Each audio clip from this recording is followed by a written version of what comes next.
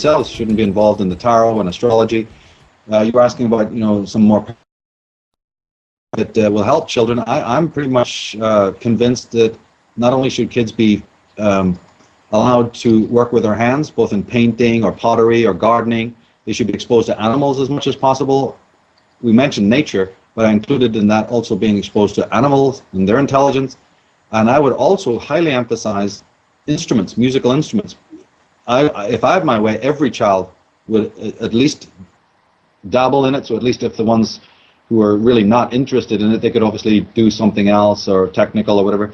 But if they have any type of penchant for music, should be exposed to world music, as we said, classical music, great music, all kinds of music, and also be exposed to instruments, because it's a great way to express oneself. Because in that situation, when parents today expose their children to these things, they invariably send them to classical lessons, and again we're back into the whole formal thing of this is how you do it, and this is the sort of a program way of approaching these things. But in the early stage, and that's because the parent is, again, trying to surrogately live through that child, because he's not going to be Segovia or something, or Eric Clapton or whoever, or Eddie Van Halen, right? No, just let the child be himself for just 5 minutes, please. And, he'll go on to be great. He'll be the next Joe Satriani, but can you just let the child's right brain operate here? And this is the very, very kind of feedback that the Steve Vais and the Satrianis and the Frank Zappas give you. It's just, look, I get into it out of love. It was a thing to express myself, either through art or collage or pottery or gardening or working with animals. You see, there's all these ways that are slowly being forgotten. And even in the families, which as I say, that do include it, they tend to do it in a very formulaic, fixed pattern style, which again is not particularly healthy, because again, I think it's more coming from the parents' vision of who their child's going to be, as opposed to letting the child just discover himself or herself through those particular age-old instruments and accoutrements. What about teaching your children symbolism? What different symbols mean? Well, that's number one, and that's why I said I had the greatest results.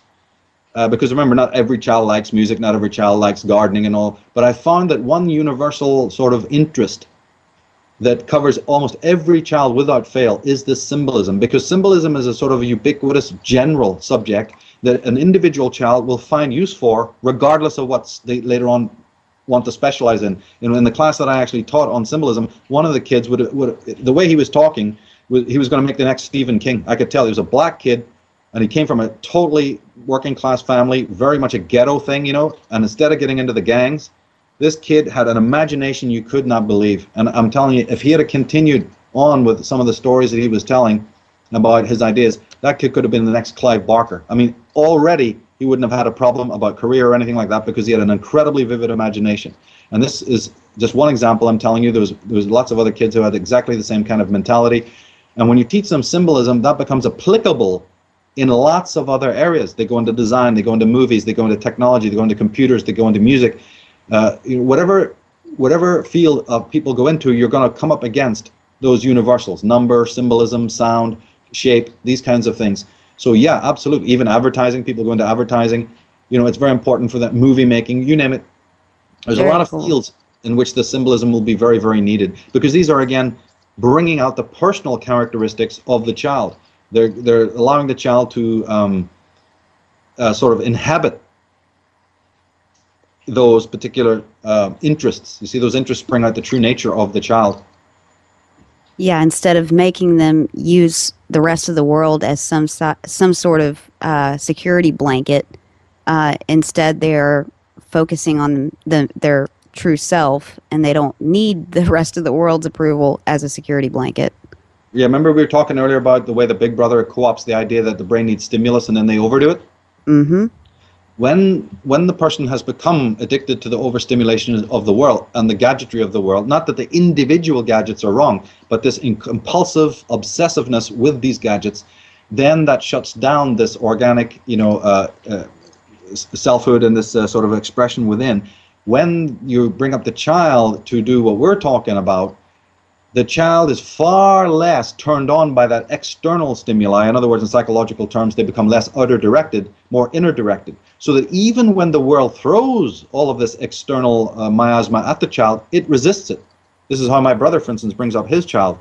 And a lot of people that go to Steiner School and various decent private schools are sort of, in a way, slightly based on this. And it's a very healthy thing because, you see, you can't police every moment of the child's life, least of all through teenage years. So you have to do the work young. And when you do the right work young, you can leave it. Once you have the child so interested in things that it is creating for itself, so absorbed, even when you turn that TV on and you throw all the stimuli of the world at the child has its own natural defenses to not only say, that's bunk, I don't want to watch that, I don't want to listen to that, I'd rather go off and do something else. But the parent who's providing none of these things, or making the things that are provided feel insipid and dictatorial, that child will want escape. And that's when they become in the hands of Big Brother, who's providing all of those escapes. But it is the parent who is meant to help develop the critical apparatus of the child, turn the kid on to other things that are far more interesting. Guess what? A thing called a book. Wow, a book, no way. Right? Reading or whatever it might be, or even creative writing, or all of these, things that have become so unpopular right now. If the child's, I don't care what it is, you see, I'm not there to dictate what it is, but when the child's natural inclinations are discovered and those are supported, chances are that the child is not going to allow itself to be infected by all the garbage of the world, because it can't see it as garbage, and therefore the job is done. The parent doesn't have to be there on reins to micromanage every single little thing of the child, which is a very big difference that you see with parents, how they treat their children in Europe as opposed to how parents treat their children in America. One of the most important differences that I've seen, and there's many, is that the American parent has got the child on a very short leash. The kid cannot even move 5 feet away without this panic being projected at it by the mother, even in a secure environment like a bookstore or a mall or somewhere like that. There's so much fear and trepidation and paranoia from the parents. Whereas in Europe, the kid can just roam around, even walk around on their own in the streets, go and climb the frames that are made out of iron without thinking, oh my God, he's going to fall and break his skull, ride the seesaws. And so what happens is that the parent who projects trust onto the child, I trust you to do the right thing. I know you're going to not say it in words, which American families are great at, using the words. Yeah, that doesn't mean anything. You get to send the energy of perfect trust to your child. And if you do that, it's not going to have those accidents. And even if it does, it's going to feel secure, you see, and protected. And that this was a natural, even if it was painful, it's perfectly natural. It thickens the skin. This happens. But by protecting the kid by this sort of pseudo false protectiveness, which is basically disguised paranoia, you make the child a neurotic child. So it's so fearful to experience the world. It's so fearful to interact with other people. Everything's a threat. Absolutely. Yeah. Michael, we've got about 2 minutes left. What would you leave the audience with this evening? Well, I would just say try to observe some of the stuff that we've been talking about. Look at the world around you and notice the barbed wire fences. Start to get in touch with the prohibitions that are all ubiquitous around you. Be it street signs, be it billboards, be it the words that other people speak, be it your own consciousness. Do exercises like I just recommended, which is examine your own mind to see how much the lives of other people dominate your consciousness. Like I say, I emphasize again, don't judge it, don't beat yourself up about it, just observe it like a scientist. And you'll notice something amazing will come out of that sense of discovery. Look at the artificiality that's around you. Look at the consensus trance that's around you. Look how you're being herded. And then start to understand what kind of consciousness, you see, would do that, the toxic consciousness. And you don't want to be infected by their virus. And to not be infected by any virus, be it even physiological, biological, you have to strengthen your own immune system. So my work in particular is merely about that, is to offer some sort of holistic remedies, if you will, to help people strengthen that immunity, which basically is the selfhood, which is your critical ability, your judgment, your spirit of rebellion.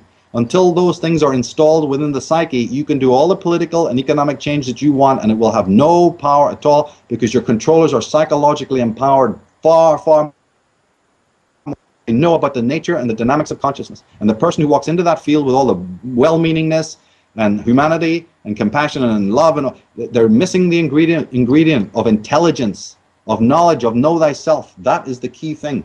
And that's a journey, and it should be a beautiful adventure, not a task, not a chore. That's the main thing that I would recommend. I completely agree. Michael Tsarion, we really appreciate it. You're always welcome on the broadcast, and we really appreciate you being gracious with your time every time. Oh, thank you so much for giving me the opportunity. I really appreciate it. You have a great show. Thank you, sir. You have a great evening. Ladies and gentlemen, tune in every Saturday, 10 o'clock Central, truthfrequencyradio.com, here on Oracle Broadcasting. We'll see you next week. Another amazing show. Archive will be available for free download in a couple of hours. So if you missed the beginning of the show, Download it. We'll see you next week. Thanks, everybody.